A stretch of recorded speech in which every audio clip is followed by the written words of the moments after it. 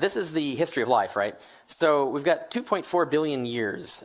Life began, and then there were about 2.4 billion years after that, where life was just sitting around evolving as single-celled life. Now, in actual fact, single-celled life is over 6 times more evolved than plants and animals just by time alone, right? Animals have only been around about 0.6 billion years, in other words, 600 million years, whereas single-celled life has been around 3.7 billion years, so about 6 times more. So single-celled life, bacteria, for example, have been evolving 6 times more and longer than we have. So they're actually way more evolved than we are. But in fact, the rate of evolution for single-celled life is actually 500,000 times faster than for multi-celled life like animals, which means that single-celled life is actually many billions of times more evolved than your hand, for example. So single-celled life is badass. Now, that makes a lot of sense in terms of evolutionary theory, but it makes no sense in terms of God. God really likes bacteria. I mean, he spent most of his time working on those suckers, but very little of his time working on us.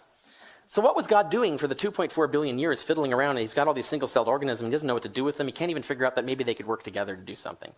And then eventually he comes up with the idea that, you know what, maybe they could congregate together and make more complex entities, like algae. Algae, that's clever. So he creates things like algae where multiple cells can cooperate. But he's still sticking around with those for 1 billion years before he realizes, oh, you know what, maybe I should have these cells differentiate their function so that we can have a more complex animal. Yeah, why didn't I think about that 3.4 billion years ago? Still couldn't figure it out, but eventually did, and he comes up with this differentiation of cells within a multi-celled organism about 0.6 billion years ago. But then it takes him 500 million years to figure out apes, just apes, right? So he's tinkering around with mice and bugs and all kinds of this stuff, but no, it takes him a while to go, apes, oh right, maybe I should do something with those.